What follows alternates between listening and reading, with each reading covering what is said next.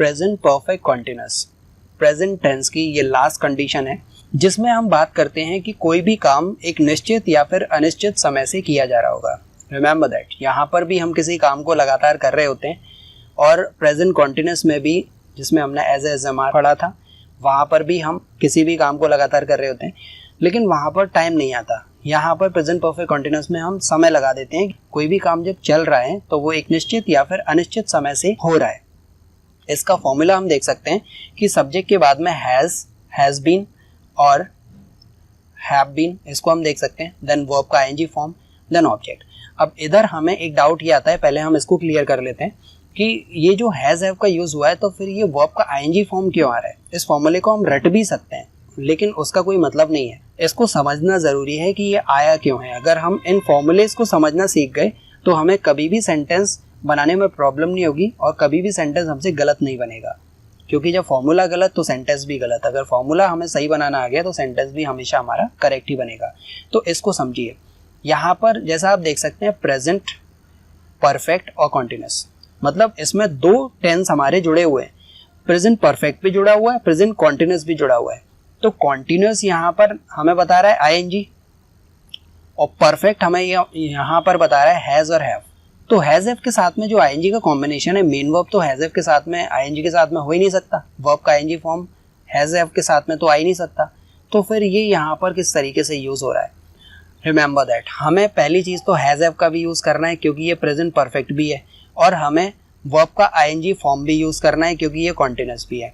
अब has have के साथ में जो हैज और हैव हैं, इनके साथ में वर्ब का आईएनजी फॉर्म क्योंकि नहीं आ सकता, तो हमें एक कंपनसेशन मेथड का यूज करना होता है। क्या बोलते हैं इसको? Compensation method. अब इस कंपनसेशन मेथड में क्या होता है, कहीं भी आप देखिएगा जब भी अगर हम कंपनसेशन मेथड लगाते हैं तो वहां पर एक सपोर्टिंग रोल के लिए बी का यूज हमेशा किया जाता है। तो यहाँ देखिए, यहाँ पर बी का यूज हुआ है हैज के बाद में और हैव के बाद में।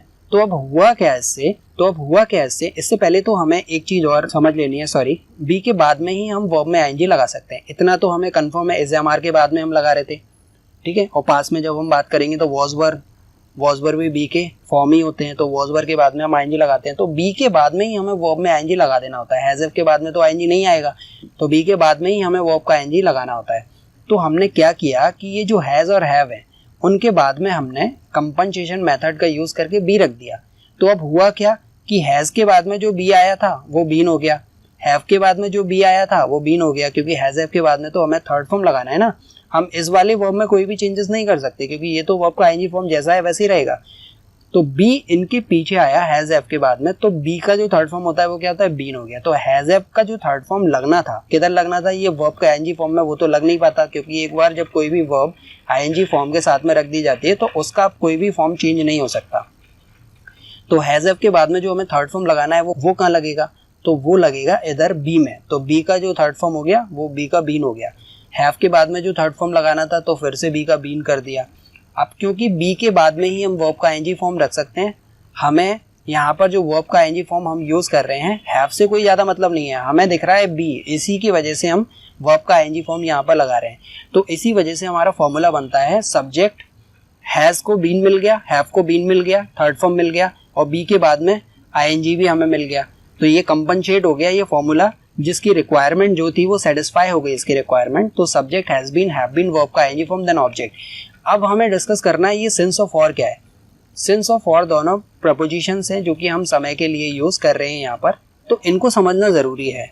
सिंस ऑफ और को जब हम समझ लेते हैं तो प्रेजेंट परफेक्ट कॉन्टिन्यूस को बनाना हमारे लिए बेहद आसान। जैसे बात कर लेते हैं सिंस ऑफ और की। सिंस का यूज हम तब करते हैं जब हम समय को रीड करते हैं। रीड द टाइम, ठीक है। जब हम समय को रीड करते हैं तब हम सिंस का यूज करते हैं। जैसे इसमें क्या क्या हो सकता है जो हम समय को रीड करेंगे। Parts of the day, parts of the day.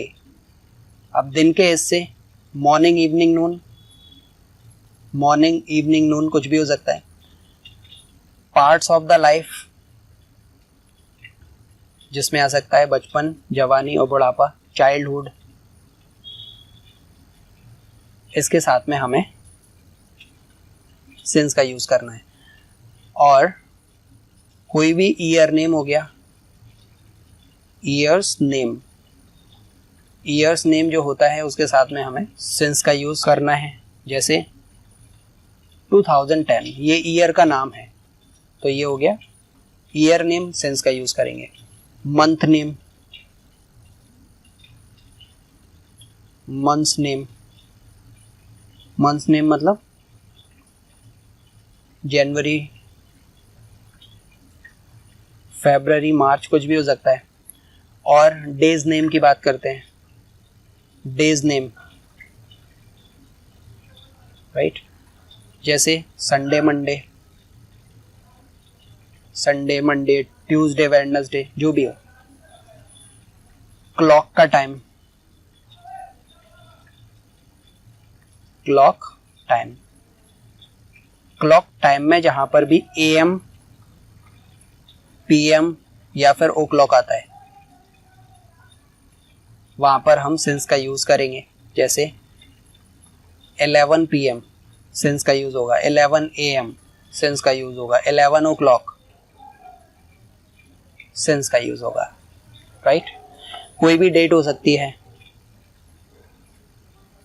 Date की बात करते हैं, डेट जैसे 26 जैन, ठीक है, तो वहां पर सिंस का यूज करेंगे। जो ऑर्डिनल नंबर्स होते हैं,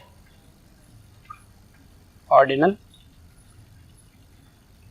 जैसे फर्स्ट,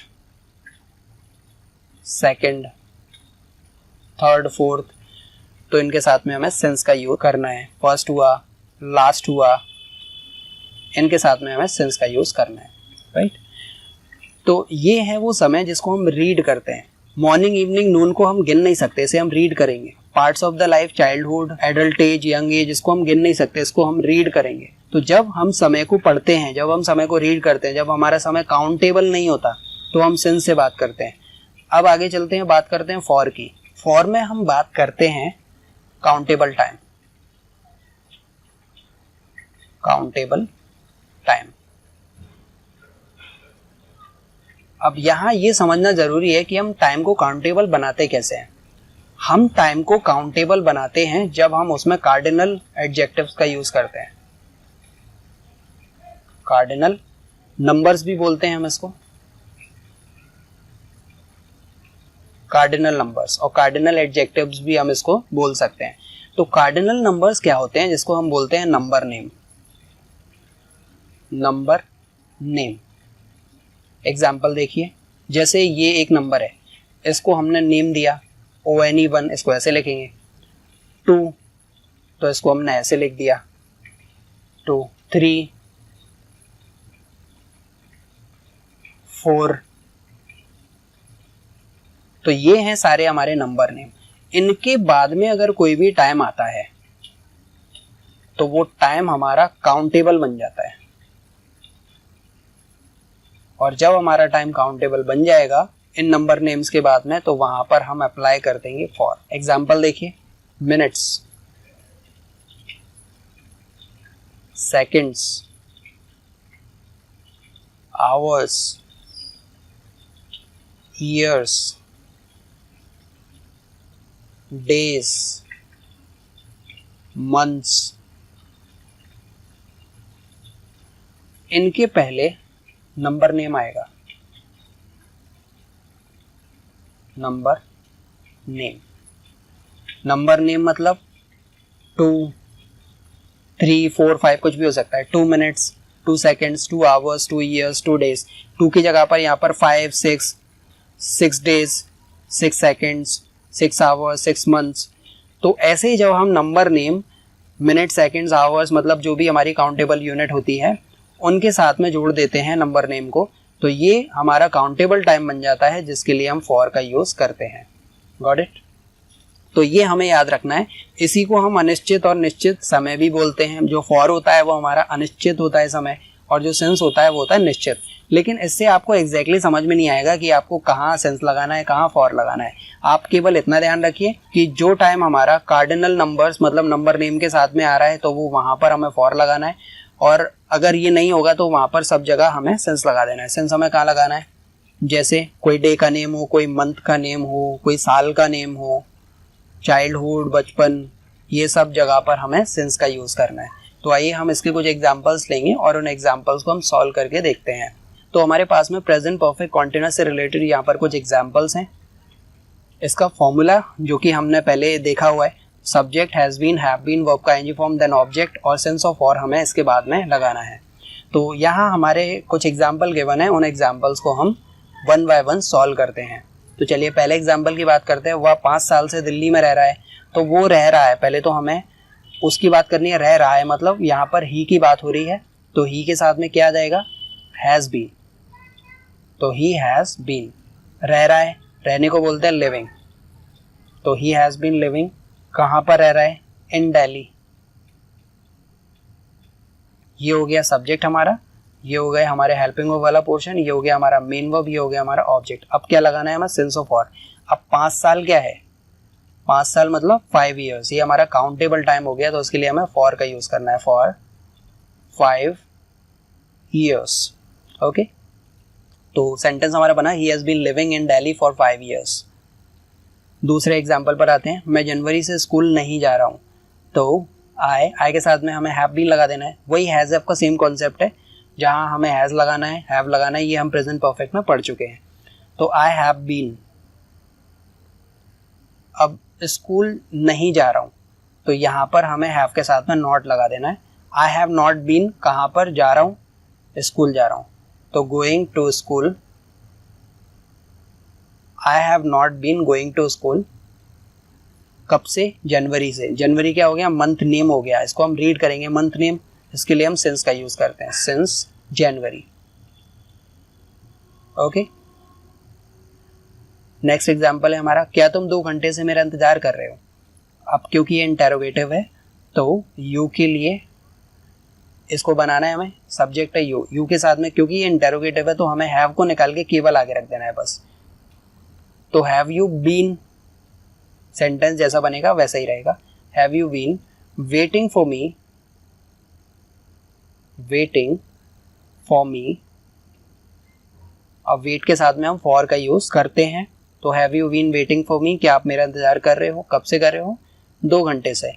फॉर 2, काउंटेबल आ रहा है, 2 घंटे काउंटेबल हो गया time, for 2 hours, for 2 hours, question mark लगा दिया।